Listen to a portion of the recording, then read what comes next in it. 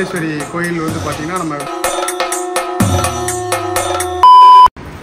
எல்லாருக்கும் வணக்கம். கிட்ட வாங்க, சவுண்டு கேட்காது.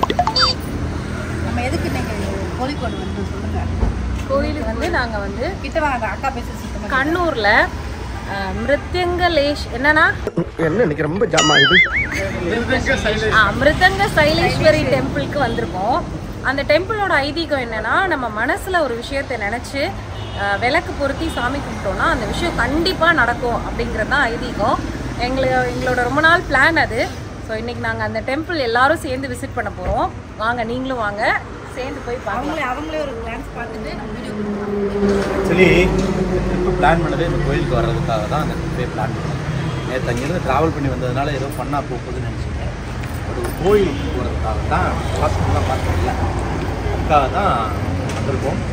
கோயிலுடைய ஸ்பெஷல் என்னென்னா, அங்கே கோயிலில் எல்லாருமே சொல்லுவாங்க நாங்கள் வந்து ஆன்மீக பயணத்துக்கு தான் வந்திருக்கோம். ஆனால் அதை ஜாலியாக பண்ணுறோம். ஆன்மீக பயணத்தை ஜாலியாக பண்ணுறோம். போகலாமா? வாங்க, பாசிட்டிவ் வைப்ரேஷன் நிறைய கிடைக்கும்.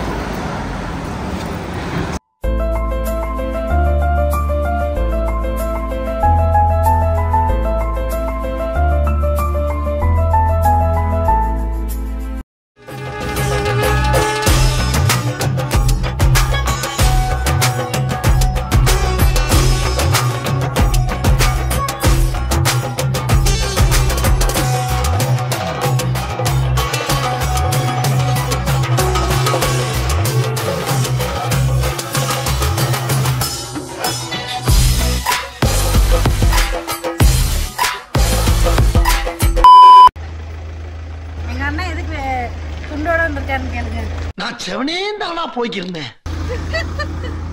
சொல்லுங்க, என்ன ரீசன் சொல்லுங்க. அந்த கோயிலுக்குள்ளே ஷர்ட் அலௌடு கிடையாது. கேரளாவில் இருக்க எல்லா கோயிலுமே ஷர்ட் அலௌடு கிடையாது. அதுக்காகத்தான் துண்டு நம்ம இங்கே வந்து பேண்ட்டுமே அலௌடு கிடையாது. அதுக்காக தான் வேட்டி கட்டிட்டு வரோம். நம்ம ஊர்லலாம் வேஷ்டிக்கு பேண்ட்டு போட்டு கோயில் அலோவ் பண்ணுவாங்க. பட் கேரளாவில் அப்படி கிடையாது. அதே மாதிரி மேக்ஸிமம் டெம்பிள்ஸ்ல வந்து பாத்தீங்கன்னா சுடிதாரே அலௌட் கிடையாதுங்க. பேண்ட் மாதிரி எதுவுமே யூஸ் பண்ணக்கூடாது. ஒன்று மிடி மாதிரி இல்லைனா பாவாடை ஸ்கர்ட் மாதிரி வியர் பண்ணிக்கலாம். அப்படி இல்லைனா சாரி, ஹாஃப் சாரி, இது மட்டும்தான். வாங்க போய் பார்க்கலாம்.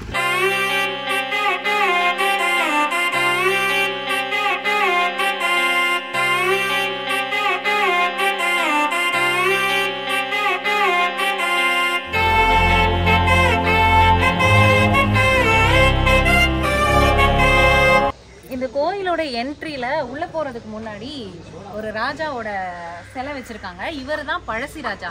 நம்ம மம்முட்டி சார் கூட அந்த கேரக்டர் பண்ணி ஒரு ஃபில்ம் இருக்கும். இவர் எப்போ பிறந்தாரு அப்படிங்கிறது வந்துட்டு இதுல எழுதியிருக்காங்க. 1753 வருஷம் ஜனவரி 3ஆம் தேதி பிறந்திருக்காரு. இறந்தது வந்து பார்த்தீங்கன்னா 1805 வருஷமே நவம்பர் 30ஆம் தேதி இறந்திருக்காரு. ஓகேங்களா? இவர் வந்து இந்த கோயிலுடைய திருப்பணிக்கு உதவி செஞ்சாரு அப்படிங்கிறதால, இந்த கோயில் கட்டும்போது உதவி செஞ்சாருங்கிறதால இவரோட சிலை வந்து கோயிலோட என்ட்ரன்ஸ்லேயே இருக்கு. இப்போ நம்ம இருக்கோம் இல்லையா மிருதங்க சைலேஸ்வரி கோயிலில், உள்ள என்ட்ரு ஆகணும். லெஃப்ட் சைடு வந்தோம்னா இங்கே வந்து ஒரு கவுண்டர் இருக்குது. இந்த கவுண்டரில் தான் இங்கே தேவையான அர்ச்சனைக்கு உங்களுக்கு என்ன நீட் இருக்குது, அந்த விளக்குக்கு எல்லாத்துக்கும் இங்கே டோக்கன் எடுத்து தான் நம்ம உள்ளே போகணும். ராசி நட்சத்திரம் சொல்லணும். சொன்னதுக்கப்புறம் எந்த மாதிரி வீட்டில் அர்ச்சனை பண்ணணும் அப்படின்ற விஷயங்கள்லாம் இருக்கும். அண்டு இன்னொரு ஸ்பெஷல், கேரளாவிலையும் தமிழ்லேயும் சில விஷயங்கள் எழுதியிருப்பாங்க. உங்களுக்கு ஈஸியாக படிச்சுக்கிறது அந்த போர்டை காட்டு.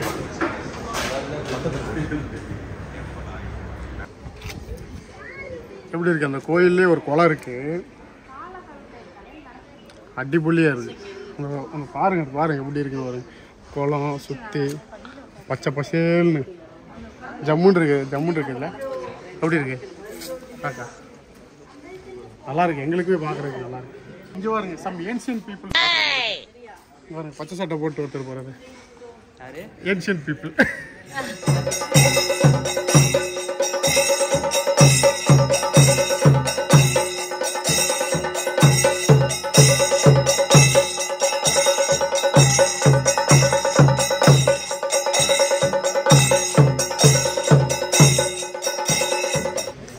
வந்து என்ன போட்டிருக்குன்னு பார்த்தீங்கன்னா, அன்னதான மண்டபம் அப்படின்னு தமிழில் நான் சொல்கிறேன். மலையாளத்தில் என்ன போட்டிருக்குது?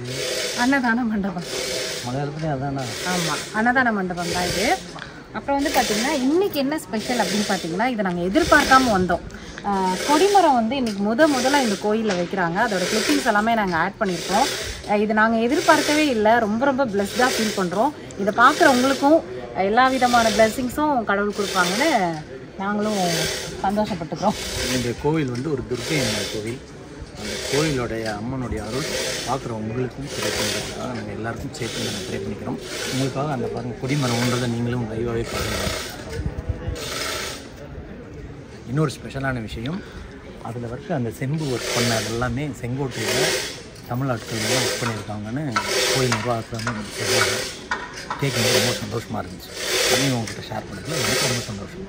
நம்ம ஸ்ரீ மிருதங்க சைலேஸ்வரி அம்மன் கோவில் வந்து எங்கே இருக்குது அப்படின்னா, கேரளா மாநிலத்தில் கண்ணூர் மாவட்டத்தில் முளக்குன்னு அப்படின்ற ஒரு கிராமத்தில் இந்த கோவில் இருக்குது. இந்த மிருதங்க சைலேஸ்வரி கோயில் வந்து பார்த்திங்கன்னா நம்ம விஷ்ணு பகவானோட 6வது அவதாரமான பரசுராம் அந்த அவதாரத்தால் கட்டப்பட்டதுன்னு ஒரு நம்பிக்கை இருக்குங்க. 108 துர்க்கை கோயில்களில் இந்த ஸ்தலமும் ஒன்று. இந்த கோயிலில் உள்ள பிரதான தெய்வம் மிருதங்க சைலேஸ்வரி. இவங்க 4 கரங்களை கொண்ட துர்க்கை அம்மன். இங்கே இருக்க துர்க்கை அம்மன் பார்த்தீங்கன்னா இரு கைகளிலும் சங்கு மற்றும் வட்டை இருக்க மாதிரி காட்சியளிக்கிறாங்க. இந்த கோயிலோட டைமிங் பார்த்தீங்க அப்படின்னா காலையில் 5 மணிலேருந்து மதியானம் 1 மணி வரைக்கும், திருப்பி ஈவினிங் 5 o'clockலேருந்து நைட்டு 8 மணி வரைக்கும் இது ஓப்பனில் இருக்கும். ஸோ அந்த டைமில் நீங்கள் வந்தீங்கன்னா சாமியை தரிசனம் பண்ணலாம். கொஞ்சம் கூட்டம் இருக்கும், கொஞ்சம் வெயிட் பண்ணி தான் சாமியை கும்பிட்ற மாதிரி இருக்கும். நம்ம வந்து இப்போ மிருதங்க சைலேஸ்வரி கோயில் வந்து நல்லா நிம்மதியாக சூப்பராக ஒரு ப்ளசண்ட்டாக நம்ம வந்து சாமி கும்பிட்டு நிம்மதியாக போகிற இடத்துல உட்காந்து ரொம்ப பழமையான ஒரு கோயில். நாங்கள் வந்த நேரம் இங்கே கொடிமுறை சாத்துறாங்க. அது நமக்கு ஒரு இன்பமான முதல் முறையாக கொடிமரமே இந்த கோயிலில் இப்போ தான் வைக்கிறாங்க. என்ன போட்டிருக்கு? அன்னதான மண்டபம். அன்னதான மண்டபம்.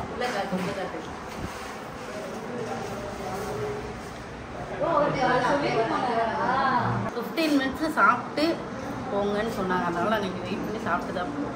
எப்ப பார்த்தாலும் சோறு சோறு சோறு. அக்கா நீங்கள் மலையாளி தானே?